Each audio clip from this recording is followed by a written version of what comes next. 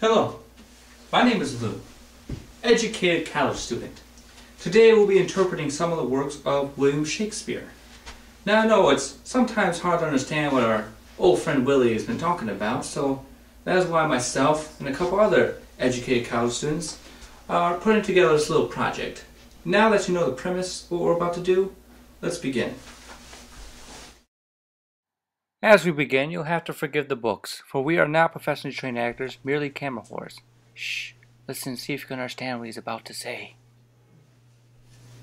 To be or not to be, that is the question. Whether 'tis nobler in the mind to suffer the slings and arrows of outrageous fortune, or to take arms against a sea of troubles, and by opposing end them, to die, to sleep, no more, and by a sleep to say we end that flesh is heir to.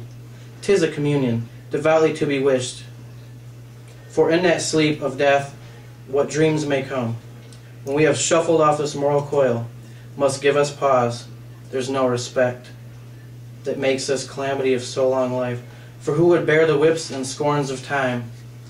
The oppressor's wrong, the proud man's contumely, the pangs of despised love, the law's delay, the insolence of office, and the spurns the patient merit of the unworthy takes, when by himself must the coitus make with a bare bodkin, who would fardels bear, to grunt and sweat under a weary life, but that the dread of something after death, the undiscovered country from whose born no traveler returns, puzzles the will, and makes us rather bear those ills we have, than to fly others that we know not of. Thus consequence does make a coward of us all, and thus the native hue of resolution is sickled o'er with the pale cast of thought, and enterprises of great pitch and moment, with regard their currents torn awry, and lose the name of action. Soft you now. Where's my Ophelia? The fair Ophelia, nymph in thy horizons, be all thy sins remembered. Did you understand that? Didn't think so. Here's the translated version for you uneducated students. Life's a bitch, and then you die. Why not end it quickly? See if you remember me. I don't care. Now that you clearly understand that one, let's move on to the next one. I may be a camera whore, but I am a professional. We are glad that Delphu is pleasant with us. His presence and your pains we are thankful for. Once we match these rackets to those balls, we will in France, by God's grace, play a set. Line! Line! Here it is. We shall strike his father's crown into hazard. Tell him he hath made a match with such a wrangler, that all of the courts of France shall be disturbed with chases. And we understand him well, how he comes o'er us with over wilder days, not measuring what use we made of them. We never valued this poor seed of England, to barbarous license as 'tis ever common, that men are merriest when they are from home. But tell the Delphu, I will keep my state, but like a king I will show my sail of greatness, when I do rouse me in my throne of France, for that I have laid by the majesty, and pooled like a man for working days. But will arise there with so full of glory, that I will dazzle all the eyes of France. Yea, strike the Delphu blind to like us, and tell the pleasant prince this mock of his hath turned his balls to gunstones, and his soul shall stand sore, charged for the wasteful vengeance that shall fly with them for many a thousand widows. Shall his mock out of their dead dear husbands, mock mothers for their sons, mock castles down, and some are yet ungotten and unborn, that shall have cause to curse the Delphu's scorn.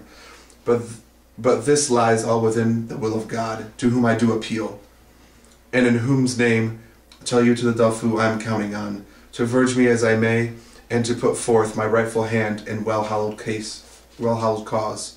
So get you hence in peace, and tell the Delphu his gist will savour but of shallow wit, when thousands weep more than did laugh at it. Convey thee with safe conduct. Fare you well. Oh, we'll play tennis. When England meets France, it'll be a match you'll never forget. People are gonna die, blood's gonna be spilled, and all the wives and children will weep. And by the way, I'm not talking about tennis. Frickin' farewell. As a fun fact, this is performed by Mrs. Shumway's son. Asleep, my dove? What is this? Dead, my dove? Oh, Polly Rain. Hey, director, come here. Hey, you come here. You get back here. Come here. What the crap is this? Tell me, what does this name look like to you? Right here. You see that name? What is that? What is it? Happy Pyramids, sir. Yes. Well, is that is a guy's name? Yeah. That's a guy's name. Yes, it is. You stay there. Okay. I can't work like this. You stay. Hold this. Keep my spot.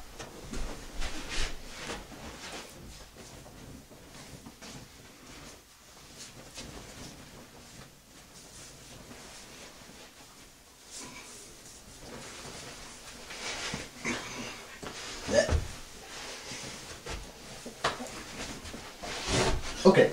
All right. I got this. I got this. Let me get into character.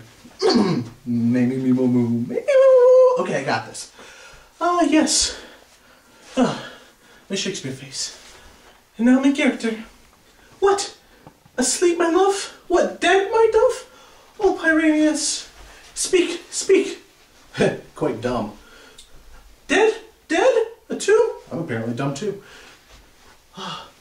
Must cover thy sweet eyes, thy lips, thy cherry nose, the yellow cowset cheeks are all gone, are gone. Lovers make moan, his eyes were green as leek. Oh, sisters three, come to me. Oh, with hands as pale as milk, lay them on me and gore. Ooh, that's cool. Since you have shore, talk with her with shears of thread and silk. Tongue not a word, come trusty sword. Come blade into my bosom imbruised. Farewell, friends. Thus this begins. Adieu, adieu, adieu. Act 5, Scene 1, from A Midsummer Night's Dream. This is a play within a play within a play. No, just a play within a play, my bad. Alright, I'm playing the character Flute. See, asleep, my love. Well, that means she thinks he's asleep. What, dead, my dove? Well, now she's not sure if he's dead. Oh, Pyreneus, arise. She wants him to get up. Speak, speak. Quite dumb? Well, I think she's the dumb one. Dead, dead, a tomb. Well, now she realizes that he's lying on a tomb dead. Apparently, because she repeats this. Must cover thy eyes. He died, and then she killed herself. I'm not and done. She died, I'm not done. That's the translation. All right. Fie, fie! Unknit that threatening, unkind brow, and dart not scornful glances from those eyes. To whom thy lord, thy king, thy governor, that blots thy beauty as frost do bite the meads, confounds thy fame as whirlwind Shakespeare buds, and in no sense meet or amiable. A woman moved is like a fountain troubled, muddy, ill-seeming, thick, bereft of beauty. And while it is so, none so dry or thirsty will deign to sip or touch one drop from it. Thy husband is thy lord, thy life, thy keeper, thy head, thy sovereign, one that cares for thee, and for thy maintenance commits his body to painful labor both by sea and land, to watch the nights in storm and day in cold, whilst thou lie warm at home, secure and safe, and craves no other tribute at thy hands, but love, fair looks, and true obedience, too little payment for so great a debt. Such duty as the subject owes the prince, for even such a woman oweth to her husband, and when she is froward, peevish, sullen, sour, and not obedient to his honest will, what is she but a foul, contending rebel, and graceless traitor to her loving lord? I am ashamed that women are so simple to offer war when they should kneel for peace, or seek for rule, supremacy, and sway when they are bound to serve, love, and obey. Why are our bodies soft and weak and smooth, unapt to toil and trouble in the world, but that our soft conditions and our hearts should well agree with our external parts? Come you froward and unable worms, my mind hath been as big as yours. My heart as great, my reason haply more, to bandy word for word and frown for frown. But now I see our lances are but straws. Our strength is weak, our weakness past compare, that seeming to be most, which we are indeed least, are. Then veil your stomachs, for it is no boot, and place your hands below your husband's foot, in token of which duty, if he please, my hand is ready, may it do him ease. In this monologue, it's actually saying that men are better than women, that we should listen to everything the man has to say, and that we should do whatever we can to please him.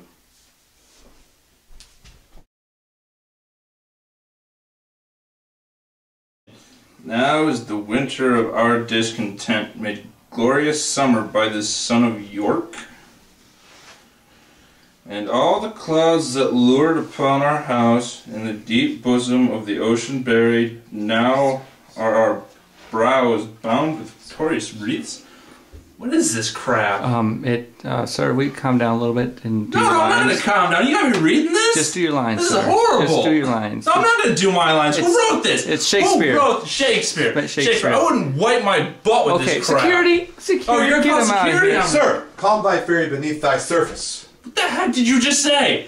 Do you even know what you just said? Sir, do not ponder thy capacity for mental prowess. I'm sorry. He's What? He's a method actor. Method actor? Method actor. Just got method actor take this security. villain onto the sea of unworthiness and cast sea of him unworthiness. onto Don't the you depths touch me. of Hades. Don't you touch it. come on. Get your hands off of me. Obviously, Shakespeare isn't everyone's cup of tea. But for those of you watching, congratulations. You're now educated students. If you liked what you saw, check out BTU Films at youtube.com.